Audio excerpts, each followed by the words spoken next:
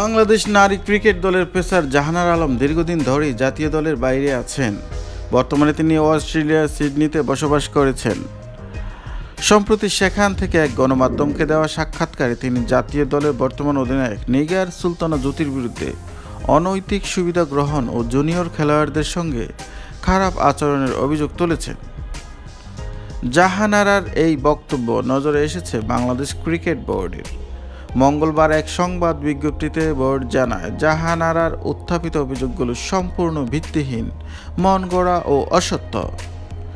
বিজ্ঞপ্তিতে বিসিবি জানায়, সম্প্রতি জাতীয় নারী দলের সাবেক এক সদস্য গণমাধ্যমে কিছু মন্তব্য করেছেন। সেখানে তিনি বর্তমান অধিনায়ক, খেলোয়াড়, স্টাফ ও টিম ম্যানেজমেন্টের বিরুদ্ধে বিভিন্ন অভিযোগ তুলেছেন।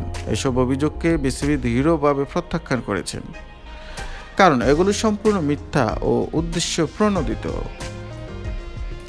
বোর্ডের বিবৃতিতে আরও বলা হয়, বাংলাদেশ নারী দল যখন আন্তর্জাতিক অঙ্গনে প্রশংসনীয় সাফল্য প্রদর্শন করেছে, তখন এমন বিভ্রান্তিকর ও অপমানজনক মন্তব্য অত্যন্ত দুঃখজনক। বিসিবি মনে করেন, এই ধরনের বক্তব্যের উদ্দেশ্য দলের মনোবল নষ্ট করা এবং তাদের ঐক্যে আঘাত হানা। বিসিবি আরও উল্লেখ করে, যিনি এমন মন্তব্য করেছেন তিনি বর্তমান বাংলাদেশ ক্রিকেটের কোনো কর্মকাণ্ড বা পরিকল্পনার সঙ্গে যুক্ত নন। তবুও তিনি প্রাসঙ্গিকতা ছাড়াই বিভ্রান্তিকর তথ্য ছড়িয়েছেন।